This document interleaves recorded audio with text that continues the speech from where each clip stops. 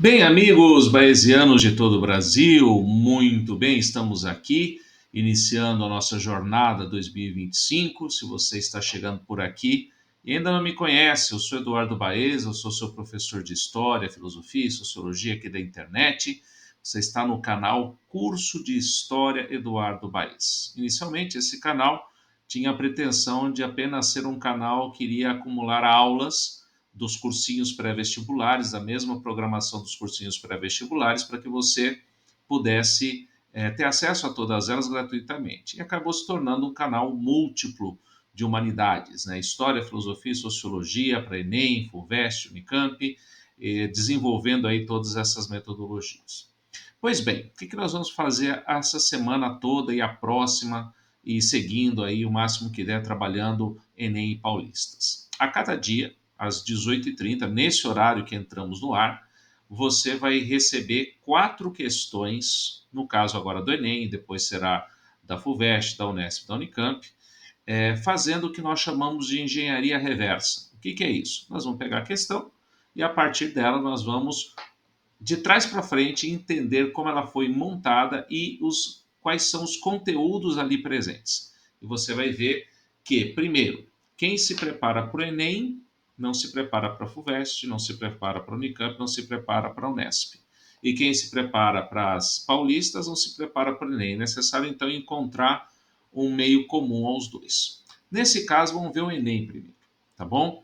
E antes da gente continuar, você que chegou até aqui, se você ainda não se inscreveu no canal, inscreva-se agora. É só você clicar aqui embaixo no botão inscrever-se, ativar o sininho e as notificações, porque todo dia às 18h30 tem um vídeo novo para você, explicativo, bonitinho, fantástico. Fica muito legal. Então eu te peço apenas que você se inscreva, deixe a sua curtida que me ajuda muito. Pode deixar comentário, eu leio, vou responder para você na medida do possível, tá bom? Vamos para a primeira questão do Enem de 2024, que é a questão de número 46. Estou usando como base a prova amarela. A prova amarela. Preste atenção. Olha só. A primeira questão diz assim para a gente. O bufarinheiro, conhecido nas cidades da Amazônia como por tec-tec, deixa eu subir aqui o texto, por tec-tec, chama-se nos recontos da Amazônia de regatão. Em um lugar de transportar nas costas um mundo e de miudezas, transportam no bojo de uma gaiola que desloca 2, 3, 4 toneladas, divididas em seções de secos e molhados, e é movido por um remo de faia. Cortando as comunidades e matas da Amazônia por rios, dentro dessas gaiolas, riscadas de prateleiras, encontram-se os artigos mais díspares, que vão da agulha à espingarda, do lenço ao cobertor, da chita à escova de dentes. Então, um texto descritivo aqui. Você nunca ouviu falar dessa expressão bufarinheiro se você está no Sudeste, você nunca ouviu falar disso. Essa é uma expressão clara para o pessoal do norte, lá da Amazônia, que vê isso. Daqui a pouco você vai ver isso visualmente. O texto 2 diz assim: no século XIX, o comércio dos regatões, olha de novo a expressão, era feito então com base em relações tecidas com quilombolas. Então você vai lembrar dos quilombolas, que são os escravizados que fugiram para o interior e fundaram as suas comunidades de resistência, pequenos produtores, comerciantes locais, indígenas, constituindo uma relação comercial alternativa ao abastecimento da população. Então, todo o comércio no século XIX, na região amazônica, se dava através dos rios e tinha como base o uso desses barcos chamados regatões. Então, aqui é uma questão que está trabalhando com você conhecimentos gerais, além do conhecimento, logicamente, da ocupação do Vale Amazônico pela colonização, muito antes até do que o século XIX. Vamos pegar essa questão agora, deixa eu colocar ela aqui um pouquinho mais visual. Olha só o que eu fiz aqui para você. Coloquei a questão em tamanho menor, você está acompanhando aí, e ali está a imagem, aqui está a imagem de um bufarinheiro. Olha só, a imagem de um bufarinheiro, ou regatão, onde o comércio fluvial que cortava, singrava os rios da Amazônia, está ali a referência para você. Então, ambos os textos, né, como a gente leu, e eu coloco aqui nessa explicação, fazem referência ao meio de transporte do comércio que você está vendo aqui, ó. Isso daqui é um regatão. Isso daqui é um regatão, tá certo? Então nós temos no texto 1, como eu coloquei ali, definição de termos e de ações. No texto 2, a descrição das atividades e as relações sociais, onde fala de comerciantes, quilombolas, pequenos produtores, comerciantes, indígenas. Então, dessa forma, destacando o comércio fluvial na Amazônia, a ocupação no século XIX, mostrando como essas comunidades elas se relacionavam através dos rios e através dos barcos. Por essa razão, não podemos falar na alternativa letra A, porque a alternativa letra A fala de rotas de fuga. O texto não está falando de rotas de fuga, o texto está falando justamente de como os dois textos de como essas comunidades elas se relacionavam através do comércio fluvial na Amazônia. B. A criação de postos de trabalho em seringais nortistas. Embora no século XIX, no finalzinho do século XIX, tenhamos a exploração da borracha na região do Vale Amazônico até a região do Acre, o texto não está fazendo menção a essa exploração. Não está fazendo menção à exploração dos seringais. Letra C. A divulgação de receitas de fármacos em zonas ribeirinhas. Embora esteja falando de zonas ribeirinhas e de como elas se relacionam economicamente, comercialmente, não se fala de receitas das farmácias. E para quem é da cultura nortista, da cultura amazônica, vai falar das garrafadas, das ervas medicinais, mas não é isso que o texto está dizendo. D. A construção de redes de uma sociabilidade no interior brasileiro. Opa, olha aqui, vou voltar no texto anterior aqui, maior para você poder enxergar. Olha só, o comércio dos regatões era feito então com base nas relações tecidas com quilombolas, pequenos proprietários, pequenos produtores, comerciantes locais, indígenas, constituindo uma relação comercial alternativa ao abastecimento da população. Olha só, construção da rede de sociabilidade no interior brasileiro. Olha que beleza. Ampliação de ambiente de lazer, não está falando de ambiente de lazer, os territórios autóctones, nem se usa mais essa expressão. Então, por isso, a alternativa letra D nessa questão. Tá bom? Olha a próxima questão que a gente vai fazer, questão extremamente tocante, falando sobre as mães da Praça de Maio. Era uma vez um país, uma cidade, uma praça, algumas mães, 14 para ser mais exato, quando elas começaram em 1977.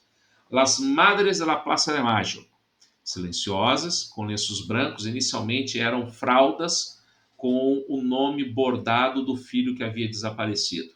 Tá? Silenciosas, com lenços brancos da cabeça, rondavam a Praça de Maio incansáveis, caminharam por dias, meses e anos. Foram chamadas de loucas. Em silêncio, criaram um fato político, escancararam as entranhas da repressão, desafiaram o aparato militar e as suas dores ecoaram pelo mundo. Como observou Oliveira, a luz do dia, sob as janelas do ditador, sob chuva, sob sol, no silêncio entrecortado de gritos, faziam ouvir como que a alucinação de uma litania que ecoou no país, na América Latina e além mar. Era impossível ignorá-las. Estavam lá, sempre em silêncio, mas estavam lá. Por que elas estavam lá? Essa é a pergunta, né? Por que elas estavam lá? Qual o problema do âmbito nacional argentino no movimento social mencionado exposto ao mundo? Lembrando que em 1977, quando começou esse movimento, a Argentina era uma ditadura, uma das mais sangrentas ditaduras da América Latina, ok? Caracterizada pelo desaparecimento, pela tortura, né, pela perseguição aos seus opositores, e os filhos dessas mães, eles foram desaparecidos, torturados e assassinados e nunca mais voltaram. E essas mães reivindicavam o direito de tê-los de volta, se possível, vivos. Então tá aqui, fiz a mesma coisa, trouxe aqui uma imagem, né, que apareçam com vidas os detidos, desaparecidos, mães da Praça de Maio, é isso que elas estão falando. Então, trago para você aqui mais uma questão de história da América no século XX, associada a conhecimentos gerais, sobretudo né, numa sociedade que em 2024, 2023, viajou muito, né, o brasileiro muito viajando para a Argentina, nas mídias sociais mostrando as viagens e tudo mais, e conhecendo um pouco da história da própria Argentina, né? Então você tem ali, eu coloco, né, 30 de abril de 77, durante a ditadura, as mulheres se reuniram na Praça de Maio 14 por mais de 40 anos, no caso aqui, 40 anos foi em 2017, esse texto de 2017 lá do G1. E elas estão contestando justamente o problema argentino da questão dos direitos humanos. E segundo os direitos humanos, que são inerentes para todos os seres humanos, nós temos o direito à vida, o direito à liberdade, o direito à propriedade, o direito à felicidade, o direito à educação, o direito à segurança. E aqui nós temos a violação desses direitos humanos sendo colocados de maneira explícita, né, de como a ditadura argentina ela violou os direitos humanos, alternativa letra A. Embora as mães da Praça de Maio estivessem posteriormente fazendo até um protesto sobre a juventude periférica, elas iniciaram falando contra esse processo dos direitos humanos violados na Argentina. Não estão falando de violência doméstica, não é um movimento sobre violência doméstica, é um movimento mais político do que social, embora as desigualdades sociais sejam presentes, e alguns vão se confundir com a ideia de relativizar o princípio democrático. Não, a ditadura não relativiza o princípio democrático. A ditadura, ela acaba com a democracia. E essas mães, elas estão reivindicando o direito de terem os seus filhos de volta, que foram cerceados os direitos humanos de seus filhos. Então, alternativa letra A para essa questão. Ok?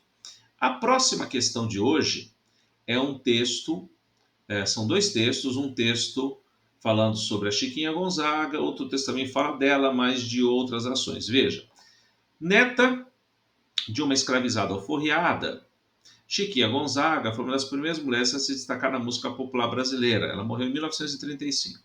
Ela nasceu em 1847 e morreu em 1835. Entre as suas obras mais famosas estão a marcha Ó Abre Alas. Você que gosta de carnaval já deve ter cantado Ó Abre Alas que eu quero passar, Ó Abre Alas que eu quero passar, eu sou da Lira, não vou negar, Ó Abre Alas eu quero passar. Se tornou uma marcha de carnaval que marcou e efetivamente marca até hoje as marchas de carnaval. É sucesso no pós-carnaval até hoje. E o tango gaúcho, além de inúmeras peças musicais para teatros e óperas. Chiquinha Gonzaga teve uma atuação em defesa dos direitos das mulheres e pelo fim da escravatura.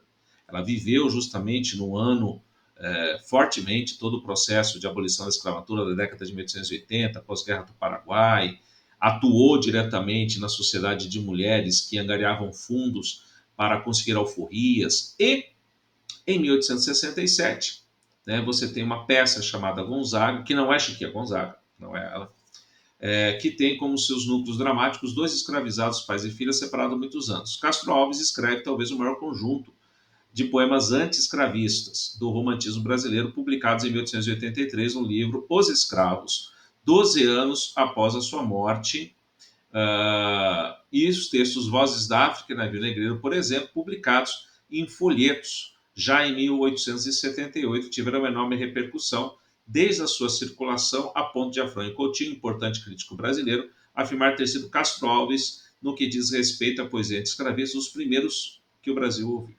Os textos indicam a participação de artistas intelectuais em defesa do quê?